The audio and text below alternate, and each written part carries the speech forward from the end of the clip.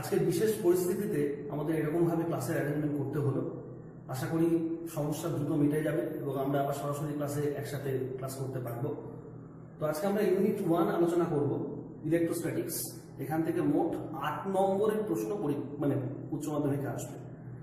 তো এর মধ্যে 4টে চ্যাপ্টার আছে। আজকে একদম বেসিক চ্যাপ্টার, একদম প্রথম চ্যাপ্টারটা শুরু হচ্ছে স্থির তড়িতের প্রাথমিক ঘটনা বা এলিমেন্টারি ফেনোমেনা অফ ইলেকট্রোস্ট্যাটিক্স। দেখ, আধানের একক বা ইউনিট অফ চার্জ, এটা তোরা সবাই জানিস। আধানের এসআই একক হচ্ছে কুলম, আর সিজিএস একক হচ্ছে ইএসইউ বা স্ট্যাট কুলম। আর এখানে আছে মাত্রা বা ডাইমেনশন। আধানের ডাইমেনশন আইটি কিভাবে হলো? খুব সহজ কথা, চার্জ মানে হচ্ছে কারেন্ট ইনটু টাইম। তো কারেন্টের ডাইমেনশন তোরা জানিস আই, আর টাইমের ডাইমেনশন টি, তো আই ইনটু টি। এবার চলে আসি, দেখ এখানে আছে ঘর্ষণে তড়িতের সৃষ্টি, ইলেকট্রিফিকেশন বাই রাবিং। মানে কি?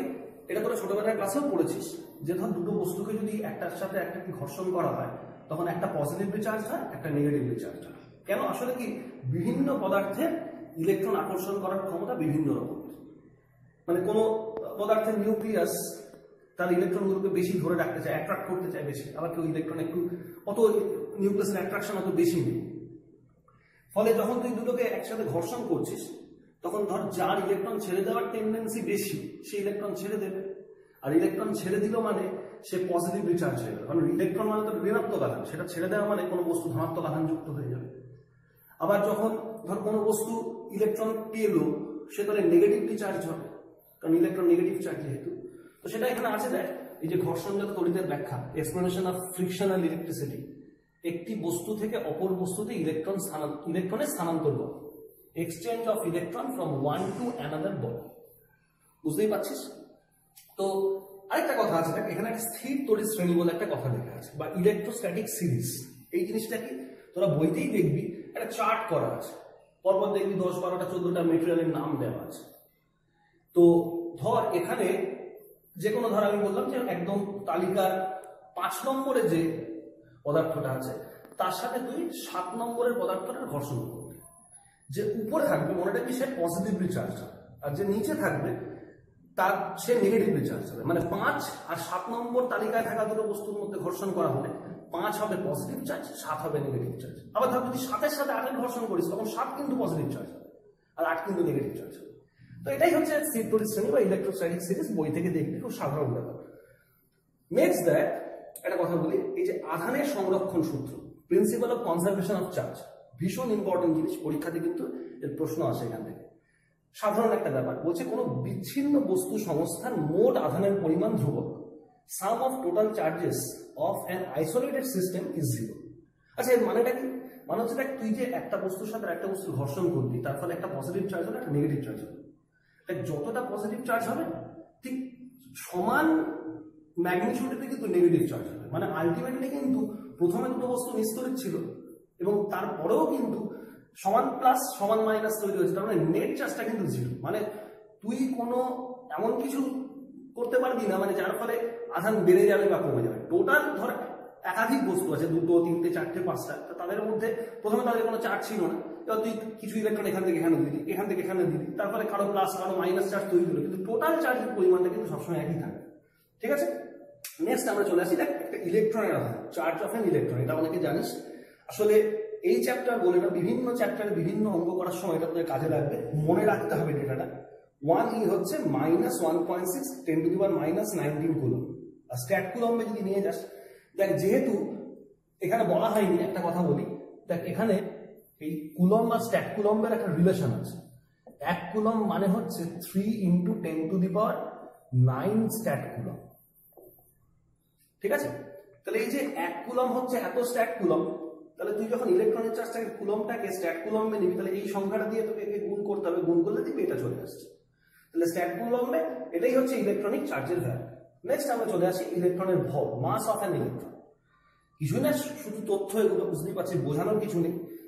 একটা ইলেকট্রনের মাস দেওয়া আছে, আমি আর বললাম না, গ্রামে, কেজিতে দেওয়া আছে, গ্রামে দেওয়া আছে। সাথে সাথে এখানে একটা প্রোটনের মাসও আমি বলে দিয়েছি। আসলে বিভিন্ন অঙ্কটঙ্ক করার সময় প্রোটনের মাস, ইলেকট্রনের মাস এগুলো কিন্তু কাজে লাগে। আর মনে রাখিস, প্রোটনের মাসের থেকে নিউট্রনের মাসটা সামান্য বড় হয়। ঠিক আছে, তো নিউট্রনের মাসটা সামান্য বড় হয়, সামান্য বড় হওয়াতে প্রায় এই ভ্যালুটাই হয় কিন্তু, মানে প্রোটনের মাস তুই জানলি মানে কিন্তু নিউট্রনের মাসটাও কিন্তু অলরেডি তুই জেনে গেলি। নেক্সট এবার চলে আসি দেখ ইলেকট্রনের আপেক্ষিক আধান বা স্পেসিফিক চার্জ অফ ইলেকট্রন। সেটা কি? আসলে ইলেকট্রনিক চার্জকে আমি যদি ইলেকট্রনিক মাস দিয়ে ডিভাইড করি, তাহলে ইলেকট্রনিক চার্জ এটা, মাস এটা, ডিভাইড করলে এই ভ্যালুটা আসে। কি কাজে লাগবে? বিভিন্ন অঙ্ক ক্ষেত্রে এই ভ্যালুটা ডাইরেক্টলি যদি তুই মনে রাখিস তাহলে অঙ্ক করার ক্ষেত্রে কিছু সুবিধা হবে, বা ছোট প্রশ্ন হিসেবে তোকে আসতেও পারে। নেক্সট প্রশ্ন আছে দেখ, 1 কুলম্ব আধানে কতগুলি ইলেকট্রন থাকে? How many electrons are there in 1 coulomb charge? তো এটা কিন্তু খুব গুরুত্বপূর্ণ প্রশ্ন, এমসিকিউতে প্রশ্ন থাকে কিন্তু, ঠিক আছে? তো দেখ সিম্পল জিনিস, 1.6 × 10⁻19 কুলম্ব মানে কি? একটা ইলেকট্রন। তাহলে 1 কুলম্ব মানে হচ্ছে কিন্তু 1 বাই এটা করে দে, তাহলে দেখবি এটা আছে 6.25 × 10⁻18 ইলেকট্রন। তাহলে 1 কুলম্ব আধান তৈরি করতে গেলে আমার এতগুলো ইলেকট্রন দিতে হবে বা তার থেকে নিয়ে নিতে হবে। একটা জিনিস খেয়াল রাখিস, আমি কিন্তু এখানে ইলেকট্রনের চার্জ লেখার সময় আমি কিন্তু এখানে মাইনাসটাকে আর বসাই না। আসলে আমি এখানে প্লাস মাইনাস না, শুধু ম্যাগনিটিউডটা নিয়ে কাজ করছি। আসলে আমি তো ইলেকট্রনের সংখ্যা ক্যালকুলেশন করছি, ফলে আর মাইনাস ধরার আমার প্রয়োজন হয়। নেক্সট একটা প্রশ্ন আছে এখানে, তড়িৎায়িতকরণের দরুন ভরের পরিবর্তন, change of mass due to electrification. দেখ ধর আমি একটা বস্তুকে পজিটিভ আধানযুক্ত বস্তু আছে, পজিটিভ আধানযুক্ত বস্তু মানে কি? সে অলরেডি ইলেকট্রন ছেড়ে দিয়েছে। এবার দেখ ইলেকট্রনের তো কিছু একটা মাস আছে, তাহলে যখনই সে কিছু ইলেকট্রন ছেড়ে দেবে তার মাস কিছুটা কমবে, মাস তার মানে তার মাস ডিক্রিজ করে। তাই লিখেছি দেখ পজিটিভ আধানযুক্ত বস্তুর ভর হ্রাস পায়, মাস ডিক্রিজ করে, মাস ডিক্রিজেস। আর নেগেটিভ আধানযুক্ত বস্তুর ভর বৃদ্ধি পায়, কারণ নেগেটিভ আধানযুক্ত বস্তু মানে তো শুধু ইলেকট্রন পেলো, ইলেকট্রন পেলে তো অবশ্যই ইলেকট্রনের পেলো মানে ইলেকট্রনের যেহেতু ভর আছে তাহলে তার ভর বৃদ্ধি পাবে, মাস ইনক্রিজেস। এদিকে চলে আসি, বলছে দেখ কিন্তু তড়িৎগ্রস্ততার দরুন ভর পরিবর্তন খুবই সামান্য হয়, কারণ ইলেকট্রনের ভরের মান আধানের মানের থেকে অনেক ছোট। But change of mass is negligible as magnitude of electronic mass is very much smaller than that of the electronic charge. আসলে দেখ যদি এখানে আবার চলে আসি, দেখ এখানে দেখ এই যে ইলেকট্রনিক মাস আছে, মাসের অর্ডারটা দেখ, আমি সংখ্যাটাকে অত গুরুত্ব দিচ্ছি না, এটা 10⁻31 আর চার্জটা হচ্ছে 10⁻19। তাহলে 10⁻19 এর থেকে 10⁻31টা তো অনেক বেশি ছোট।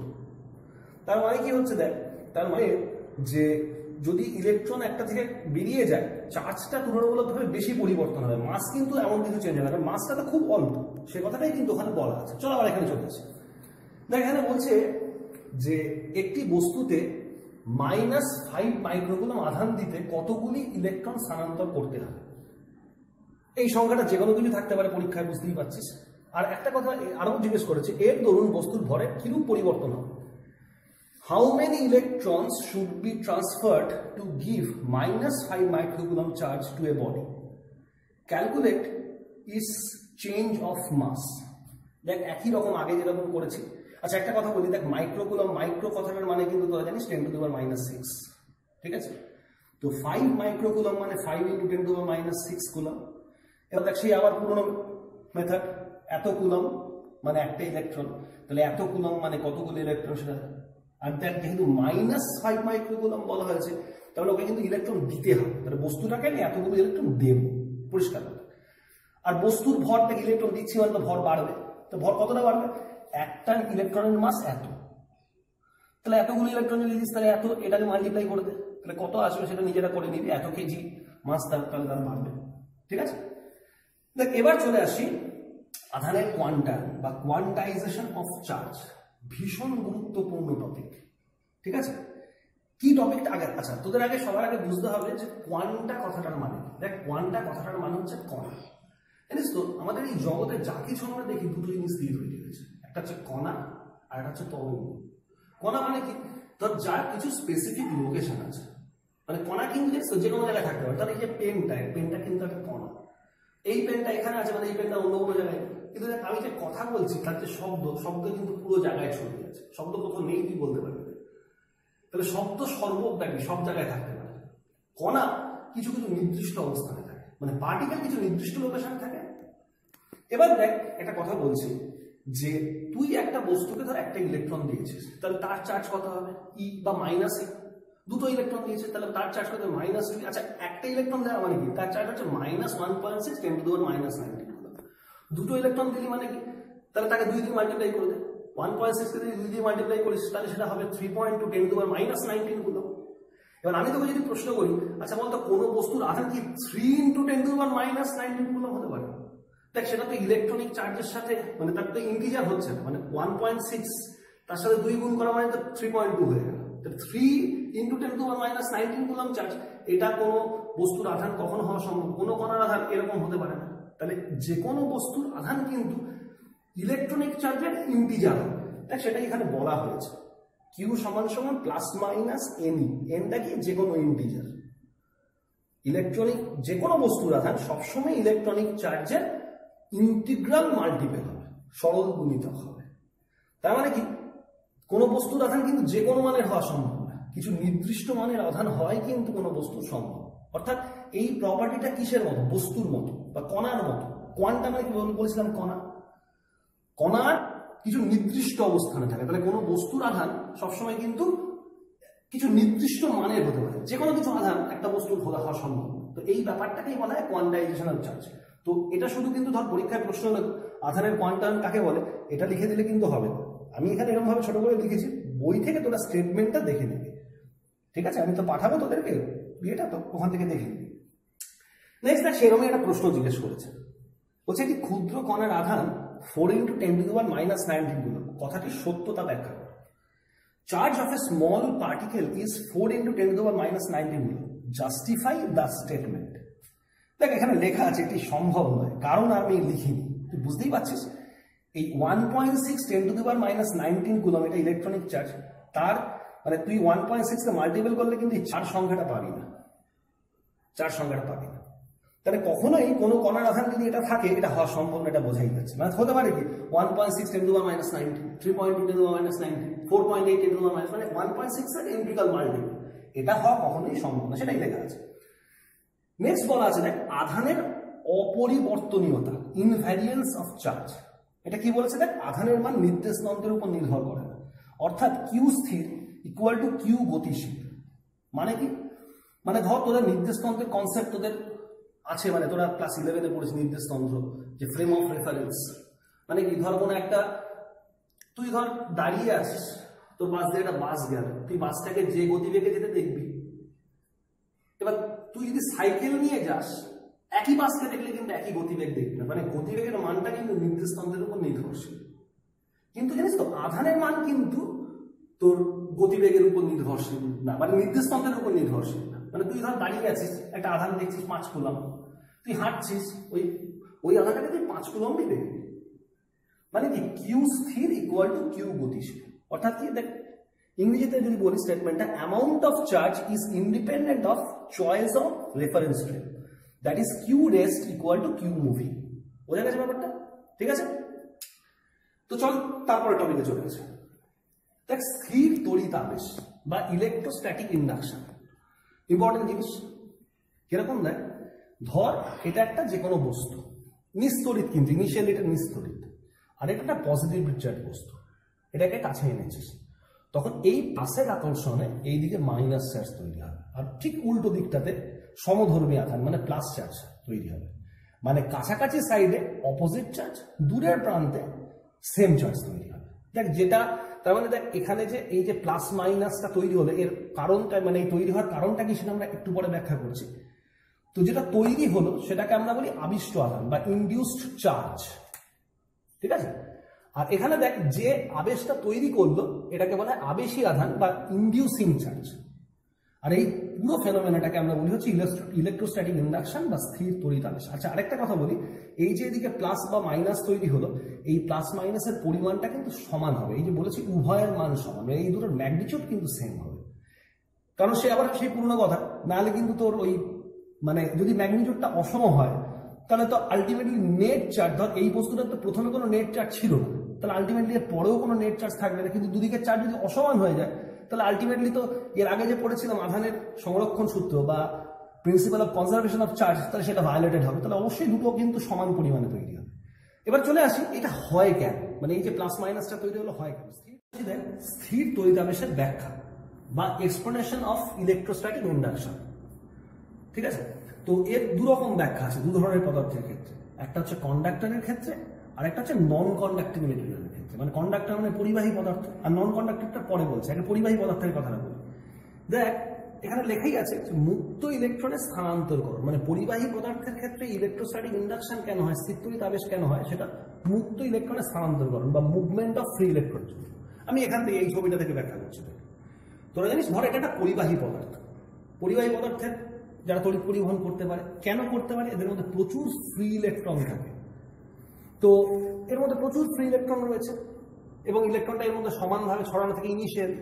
তো ধর এখানে একটা ধনাত্মক আধানযুক্ত বস্তুকে নিয়ে এসেছিস, এর প্লাস চার্জ, তাহলে এই প্লাস চার্জ কি করবে, এই ফ্রি ইলেকট্রনগুলো টানবে, এদিকে আকর্ষণ করবে, তাহলে এই দিকে ইলেকট্রনগুলো গিয়ে জমা হবে মুক্ত ইলেকট্রন। তাহলে এখানে মুক্ত ইলেকট্রনের পরিমাণ বেশি হলো আর এখানে মুক্ত ইলেকট্রনের সংখ্যা কমে গেল।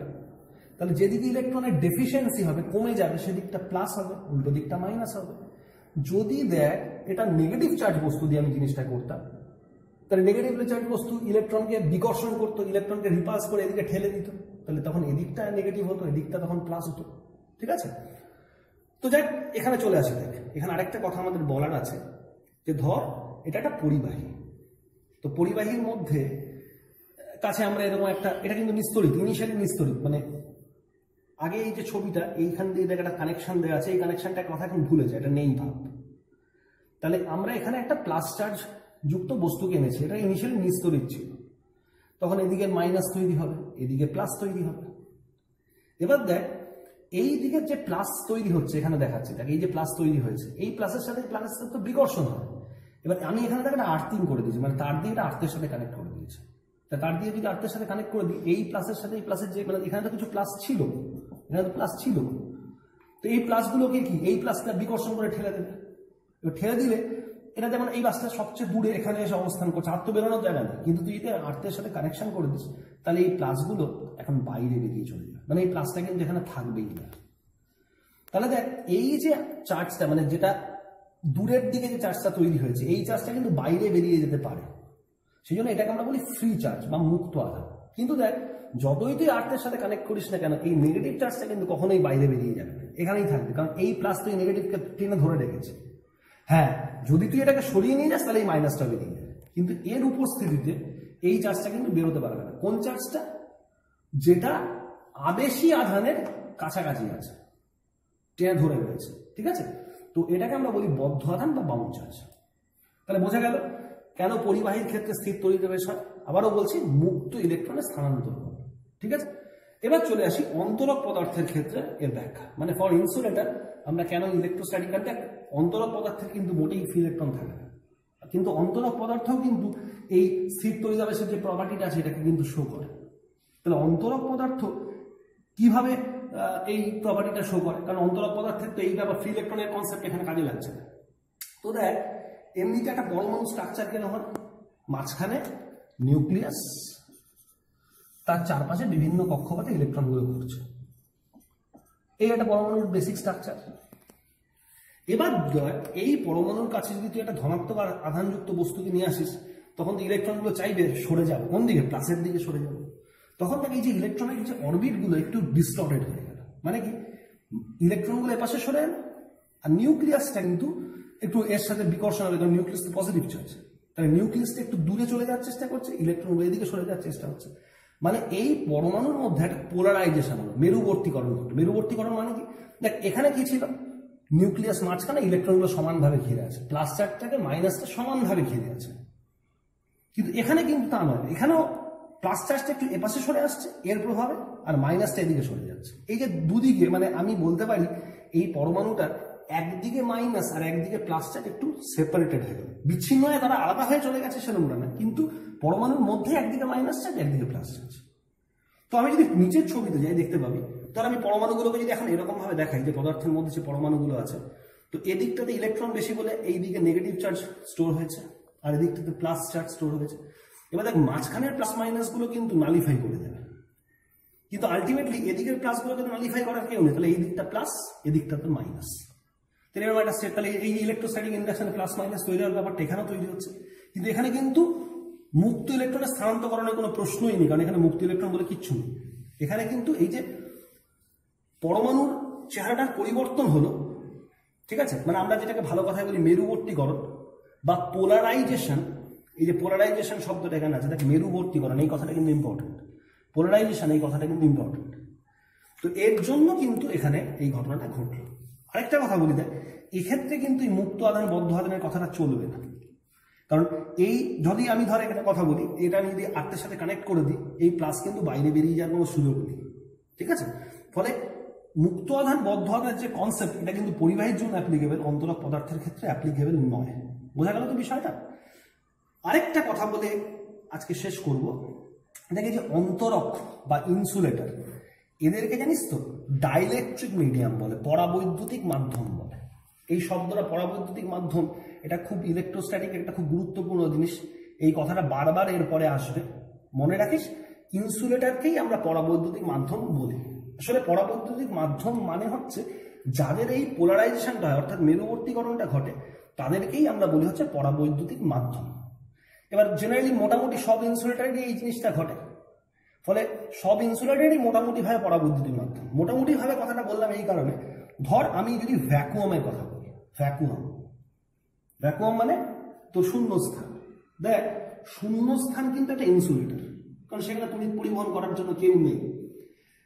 কিন্তু দেখ শূন্যস্থানে যেহেতু কোনো পরমাণু নেই, তাহলে এর পরাবৈদ্যুতিক মেরুবর্তীকরণ শূন্যস্থানের কিছু ঘটবে না, ঠিক আছে?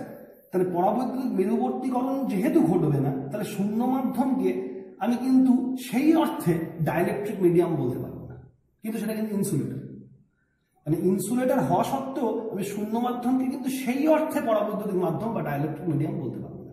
যার এই প্লাস মাইনাসের ডিভিশনটা হয়, মানে মেরুবর্তীকরণ ঘটে, তাকেই আমরা পরাবৈদ্যুতিক মাধ্যম বলি। তো ইন জেনারেল অন্তরক পদার্থগুলো ডাইলেকট্রিক মিডিয়াম, ঠিক আছে? মানে এর পরবর্তী ক্ষেত্রে ডাইলেকট্রিক মিডিয়াম বা পরাবৈদ্যুতিক মাধ্যম বলতে মনে রাখবি আমরা অন্তরক পদার্থকে বোঝাবো, ঠিক আছে? আপাতত এইটুকুই। এই চ্যাপ্টারে আরেকটু বাকি আছে, সেটা পরবর্তীতে আমরা আলোচনা করবো, ঠিক আছে?